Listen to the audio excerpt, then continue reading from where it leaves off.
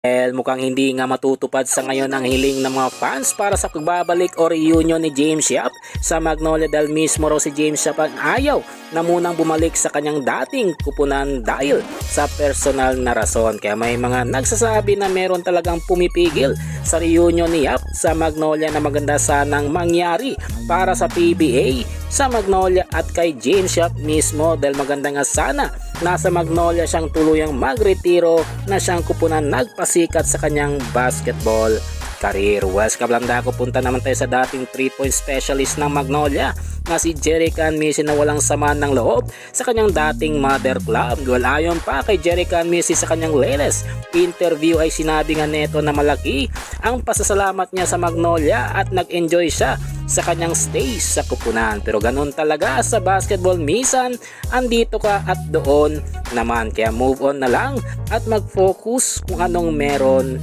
ngayon. Well, panguli sa balita mga chong ay patungkol naman kay Kitty Menes na gustong makabalik ng PBA kung saan gusto sana neto na makasali sa roster spot ng Pure Blends. Well, ayon pa kay Kitty Menes ay gusto talaga niyang makabalik ng PBA dahil ito talaga ang kanyang pangarap at unang hawak pa lang ng bola ay gusto na niyang mag-PBA. Dagdag pa ni Menes, sana ay makuha siya ng Titan Ultra kahit alam niyang halos kumpleto na ang kanilang roster. Well mga chong, hanggang dito na lang ang ating balitang PBA at syempre huwag kalimutan mag-subscribe at ilike itong video bilang pagsuporta. So this is Channel B once again. I'm out.